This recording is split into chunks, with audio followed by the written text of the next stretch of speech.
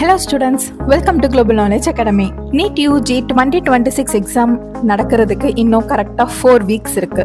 இந்த 4 வீக்ஸில் நம்ம நீட் எக்ஸாமுக்கு கிங்காக இருக்கிற பயாலஜி சப்ஜெக்டில் எந்தெந்த ஏரியாஸ் எல்லாம் நீங்கள் அதிகமாக ஃபோக்கஸ் பண்ணும் அப்படிங்கிறத பற்றி பார்க்கலாம். நம்மளுக்கு தெரியும் பயாலஜினாலே என்சிஆர்டி தான். என்சிஆர்டி புக்கை நீங்கள் நூக் அண்ட் கார்னர்ஸ் ஃபுல்லாகவே படிக்கணும். அதில் நீங்கள் மெயினாக ஃபோக்கஸ் பண்ண வேண்டியது first one diagrams and their labels.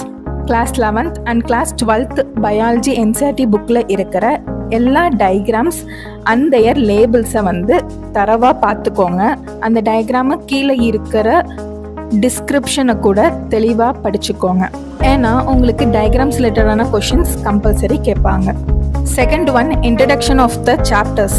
நீங்கள் படிக்கிற எல்லா சாப்டர்ஸோட இன்ட்ரடக்ஷன்ஸை தெளிவாக படிச்சுக்கோங்க. உங்களுக்கு அதிலிருந்து எம்சிக்யூ கம்பல்சரி வரும். Third one summary of the lesson.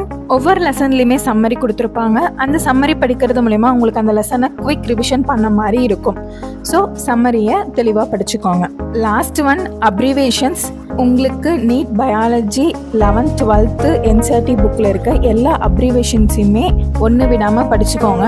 ஏன்னா உங்களுக்கு அப்ரிவேஷன்லேருந்து கொஷின் வராமல் இருக்காது.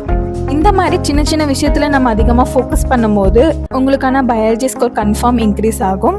இதே மாதிரி ரிமைனிங் 2 சப்ஜெக்ட்ஸான ஃபிசிக்ஸ் அண்ட் கெமிஸ்ட்ரிக்கும் அதிகமாக ஃபோக்கஸ் பண்ணக்கூடிய ஏரியாஸை பற்றி அப்கமிங் வீடியோஸில் போடுறோம்.